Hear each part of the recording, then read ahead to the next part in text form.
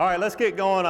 This has got to be fun, being able to talk about big fish and big baits. And you've got to have some specific goals and be very disciplined, especially if you're going to just fish for big fish. And I've fished with a few people that aren't tournament fishing throughout the country, and one in particular in California, and that's all he does is fish for big fish. And he'll go, you know, days and days without catching a bass. And that gets pretty boring for most people, that's for sure. But he's very focused, and he throws really big baits. Actually, the first time I fished with him was way before the bigger swim baits got popular, and he was throwing 12 and 14-inch long castaic trout swim baits, and I had never done that. I'd never seen that, and it was it's a different animal. And just to be able to cast a bait that weighs that much is just totally different from anything I'd done. I mean, the bait's weighed over a pound. And it's hard to lob a bait like that on a bait caster if you're not used to it. It's a total different technique being able to release that bait. I personally think that the bigger the bait, the more natural, the more realistic I want. The bright, the chartreuses, the pinks, the really orange, those really bright fluorescent colors, I think do better in the smaller baits. Now, I have caught big bass on bright colored lures. I'm not saying they won't bite something that's not as natural looking, but I think the bigger the bait, the more realistic. And with the big baits, you can be, it can be very realistic nowadays. I mean, there's companies that do such a great job of making these baits look lifelike. They really, really do.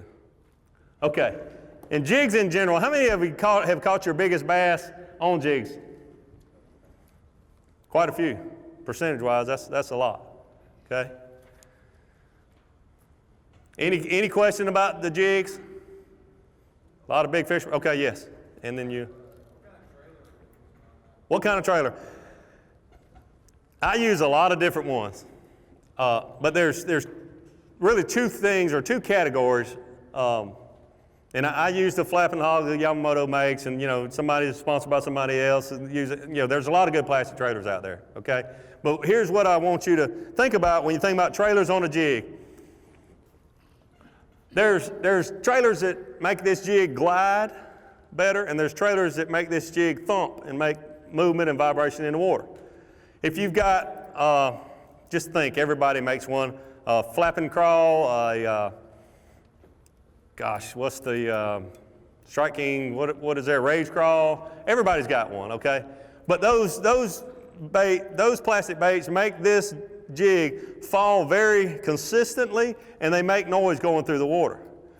And then you've got just the straight, like let's say beaver type plastic baits that don't thump, that'll make this bait glide. Those are the two things you need to remember when you're fishing jigs, because there's times when they want one versus the other, and that's the huge thing. Rather than me telling you one exact one that I use, but there are two different categories. Sometimes I want that jig to glide and to not move water and make a lot of vibration, and there's times when I want it to make a lot of vibration and move a lot of water, okay?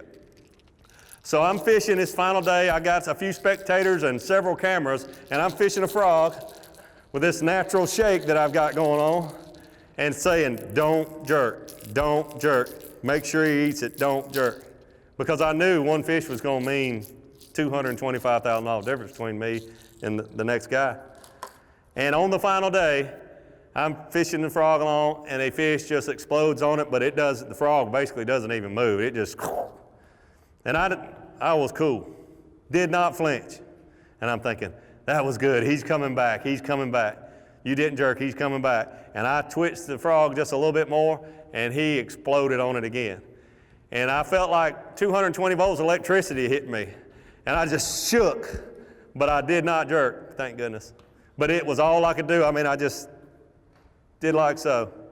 And I sat there and I thought, it's over. He's probably not even gonna come back, but you didn't jerk it away from him. And I moved the frog about another inch, and he came.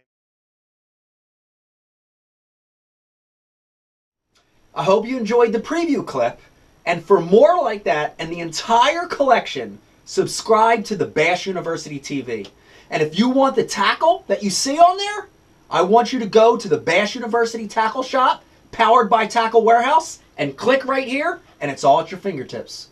Welcome to Bass University TV, an online video training course where you'll learn champion bass fishing techniques from pro anglers Pete Gluzek, Mike Iaconelli, and their talented special guests. From on the water to in the classroom, you'll learn sound techniques and strong fundamental bass fishing skills. Watch hours of video content on multiple topics at your own pace for a low monthly fee. Cancel at any time. Information is power in the sport of fishing, so learn from the very best. Subscribe to Bass University TV today.